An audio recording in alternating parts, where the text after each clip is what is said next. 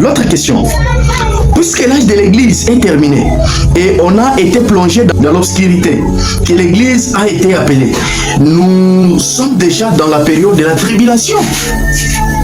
Comme tu as dit que l'église est déjà partie, Branham, et que l'âge de l'église est déjà terminé, est-ce que maintenant nous sommes dans la tribulation et que l'épouse est appelée, est déjà enlevée? Maintenant nous sommes dans la période de la tribulation. Il dit non, non. J'aimerais avoir plus de temps pour pouvoir m'étendre là-dessus. Voyez, l'épouse, quand elle sera enlevée de l'église, c'est là que l'âge de l'église prendra fin. La Odyssée sombre dans les chaos. L'épouse rentre dans la gloire et la période de la tribulation s'installe sur les vierges endormies pendant 3 ans et demi au cours desquels Israël reçoit sa prophétie.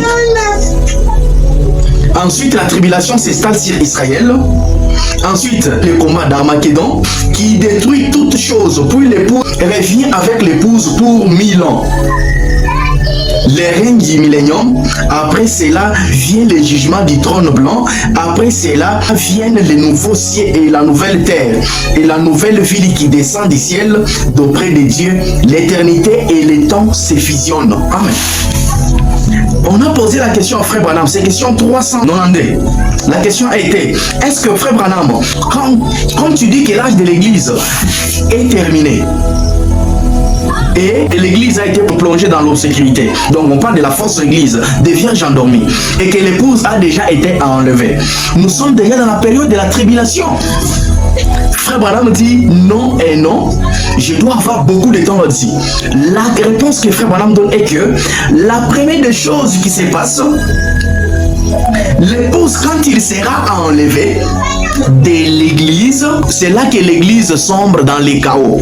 Donc c'est quand l'épouse est enlevée de l'église que l'église reste, les vierges endormies restent et sombre dans les chaos. Ils entrent dans la tribulation. Et au même moment que l'enlèvement de l'épouse a eu lieu, Israël reçoit sa prophétie. Donc le 2 Olivier rentre en Israël pour pouvoir faire renaître le réveil d'Israël, le réveil de Jacob. Et je vous dis bien que le réveil d'Israël est fait par ce même message qui est prêché aux Juifs et dont les Juifs ont reconnu leur Messie par les œuvres.